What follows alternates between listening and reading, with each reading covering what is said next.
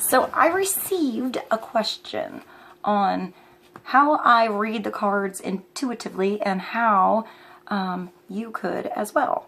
And I thought I'd give some tips on how I read oracle cards, tarot cards, whatever cards you want, playing cards. I'm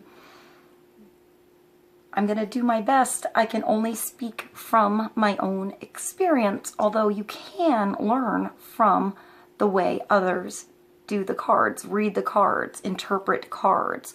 Books are good. I want to mention that every deck is really different as well.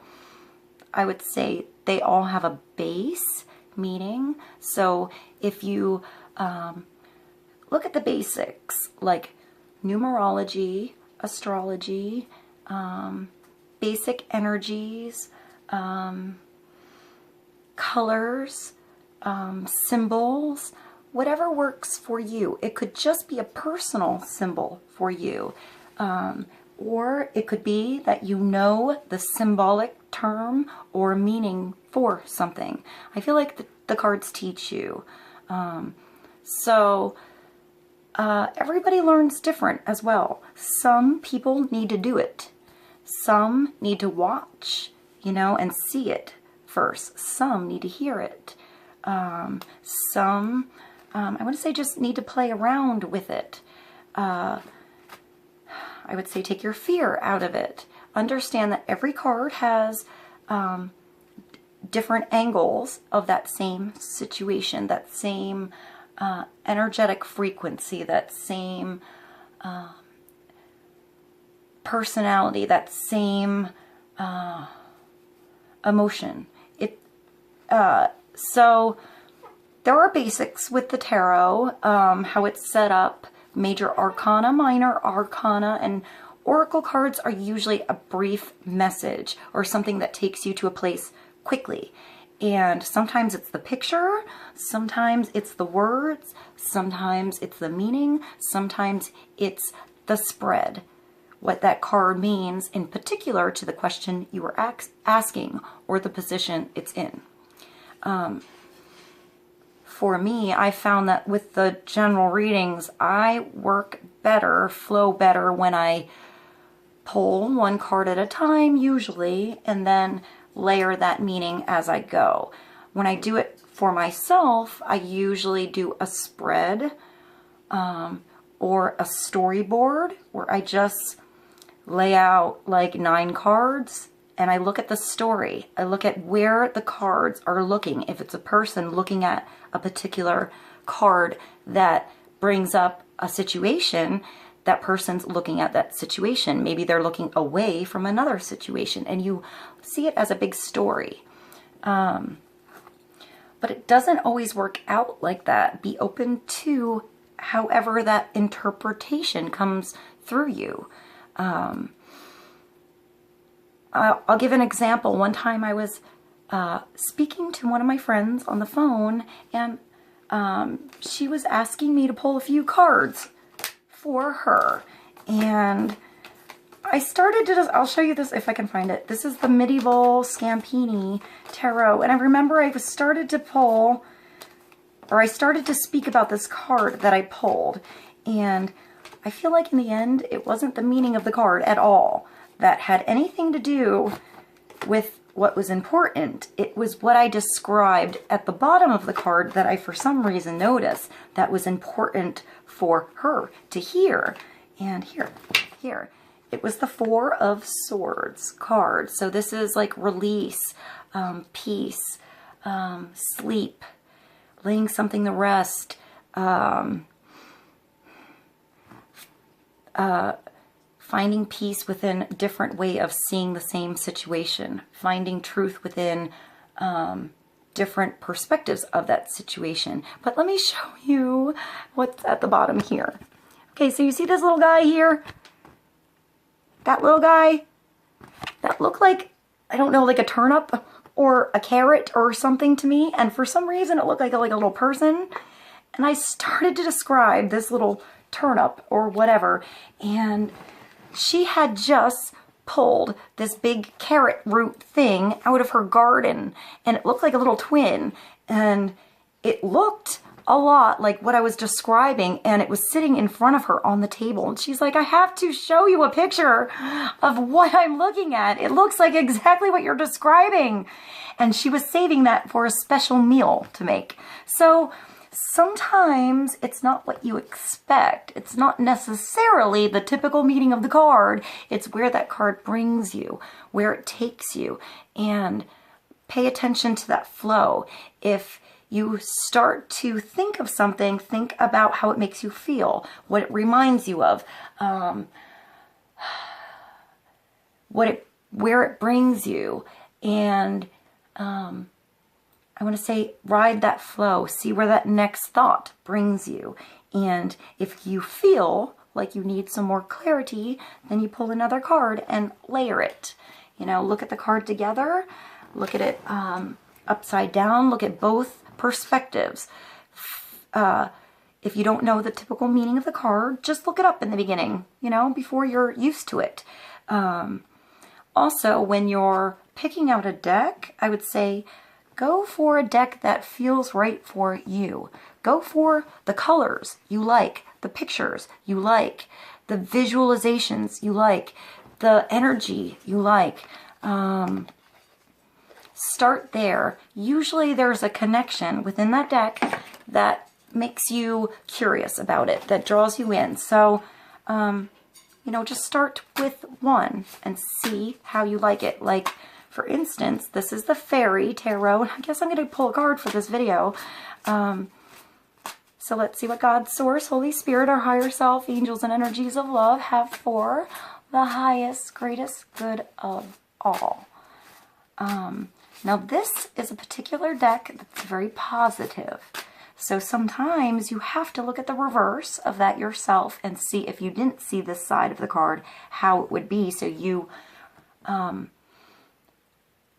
like reevaluate how you see that situation or somebody else. Or when it's reversed, it could be somebody else that it's pertaining to and not you. However you feel it works for you. So let's see. And that's the Empress. So 3 is creation. It's Mother Nature, birthing something, beginning something, nurturing something like a baby, an idea, that mother in you, male or female. It's wanting to watch it grow, taking care of something so it expands and becomes a bigger vision of what you saw, a deep connection. Time to take action, the power of creativity, which is usually a 3, success that allows for a life of luxury, beautiful surroundings. So, you know, you can buy cards that have a basic definition, like a lot of the Doreen Virtue, Raleigh Valentine, or Radley Valentine cards. Or you can buy a deck that has nothing on it. You know, just a Rider-Waite, which has a basic picture. It's like a storybook picture of an event in your life, a space in your life, a time in your life, a thing, a moment, an energy, a person, and you sort of have to know what that situation involves, what it's pertaining to, what that little story is. Or you could go for something like the Thoth, which is the energetic, it's like if you could put into a picture the energies of nature and how they move, masculine, feminine, and put it into a picture that's all symbols. That would be like the Thoth, which is based out of the Egyptian tarot. So I feel like there's not many rules. You just have to feel what's right for you. To not put everything into a bundle, not worry so much. It could be just something personal with you that's the connection, and that brings you the answer you need. I would say that one thing that I had to learn that was hard for me in the beginning was speaking. For a long time I had cards, and I used them myself. So everything was in my head. Everything I felt I kept in, usually, unless I was hanging out with my sister or something like that. But usually I didn't say much. So that became something I got good at with practice, with starting to do the videos. I just sort of started to figure it out more as I went along. Oh my. So let's begin there. I hope these are a few tips that are helpful for you guys. If you're getting going on your own and reading some cards for yourself, I would say another way to start is an oracle deck.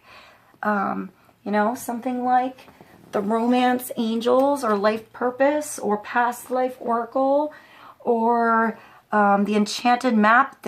There's a lot of animal oracle cards. There's so many different cards. Whatever you feel is personal to you, connecting to you. Is it birds? You know, is it fairies? Is it mermaids?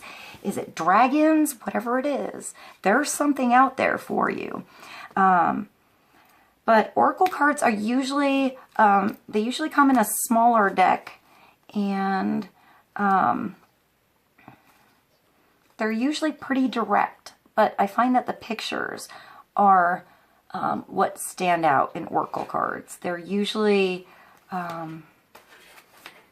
pretty beautiful. So I would just go by how that picture makes you feel. Start there. Describe the picture. Start there.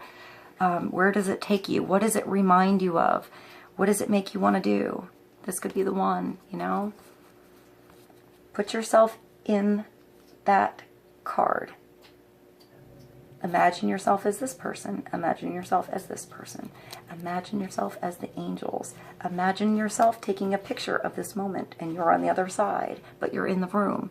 See it all different ways and see where that brings you. You've already met the romantic partner you seek. Where are you in that room?